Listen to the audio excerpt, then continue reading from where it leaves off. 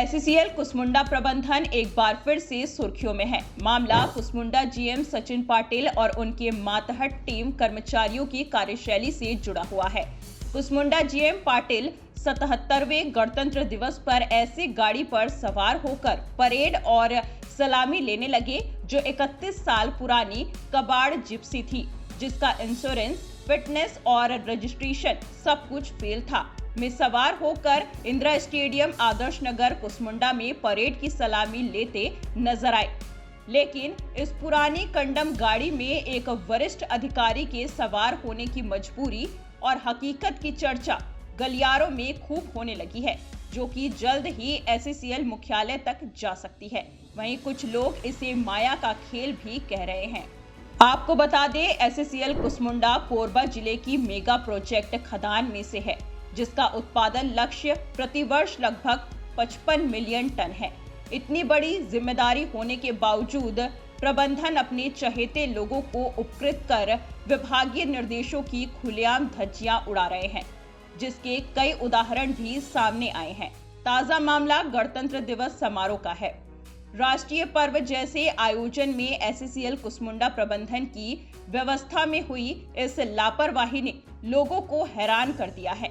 SCL Kusmunda में अहम और जिम्मेदार पद पर आसीन जीएम सचिन तानाजी पाटिल की व्यवस्था में इतनी बड़ी चूक कैसे और किसने की, या फिर ऐसी क्या मजबूरी बन गई कि जीएम पाटिल को कबाड़ हो चुके गाड़ी जिसका इंश्योरेंस, फिटनेस और रजिस्ट्रेशन फेल है, जिसे उपयोग करने की भी अनुमति नहीं है, जो यातायात नियमों के विपरीत है, फिर भी उसमें बैठकर सलामी लेनी पड़ गई।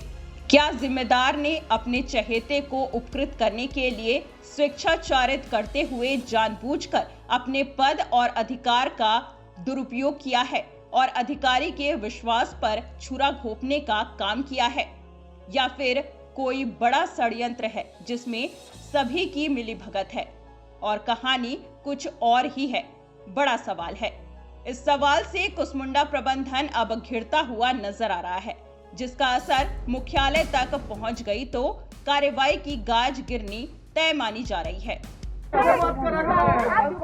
आपको बता दें, कुसमुंडा खदान में भू विस्थापितों पर महिला बाउंसर की दादागिरी, मारपीट, लाठियां भांजना, चोरी के लिए करोड़ों की सुरक्षा में सेंध लगाना, बगैर अनुमति दर्जनों अवैध पे लोडरों को खदान में प्रवेश देकर चोरी करने खुला संरक्षण देना, सैकड़ों पेड़ों की बगैर अनुमति बलि चढ़ा देना, स्टीम कोल का खेल, एक अधिकारी के इशारे पर मैनेजमेंट की सेटिंग, सब कुछ आम बात हो गई है।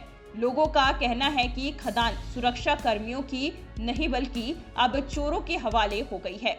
सूत्रों की माने तो यह सब कुसमुंडा प्रबंधन और उनके चहेते ठेकेदार की कारस्तानियां हैं, जो लंबे समय से चली आ रही है।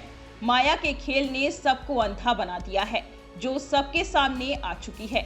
एससीएल प्रबंधन के इस कार्यशैली पर अब प्रश्न उठने लगा है, जहां एक तरफ एससीएल में अधिकारियों के लिए लगाए जाने वाले प्राइवेट लग्जरी गाड़ियों के टेंडर नियम में 3 साल से अधिक पुरानी गाड़ियों को टेंडर की प्रक्रिया से बाहर कर दिया जाता है, तो वहीं 31 साल पुरानी गाड़ी जो यातायात शर्तों के विपरीत और दस्तावेज में फेल होने के बावजूद कैसे उपयोग कर लिया गया।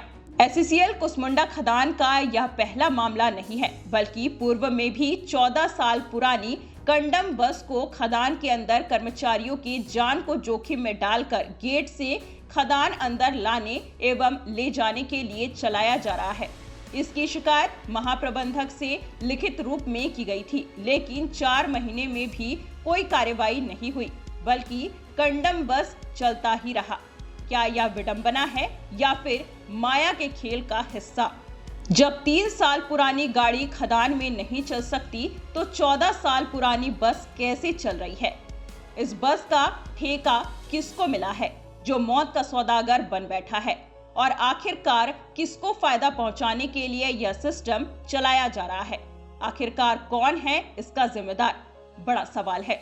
आज भी कुसमुंडा खदान के अंदर यदि कोयले के स्टॉक की जांच तीसरी एजेंसी से कराई जाती है, तो निश्चित ही करोड़ों के घपले नजर आएंगे। डीजल में भी भारी घपला किया गया है।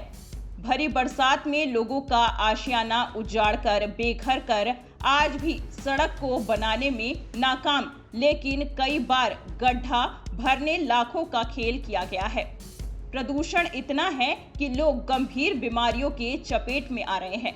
पर्यावरण की टीम चोरों की तरह आती है और जांच करके चली जाती है।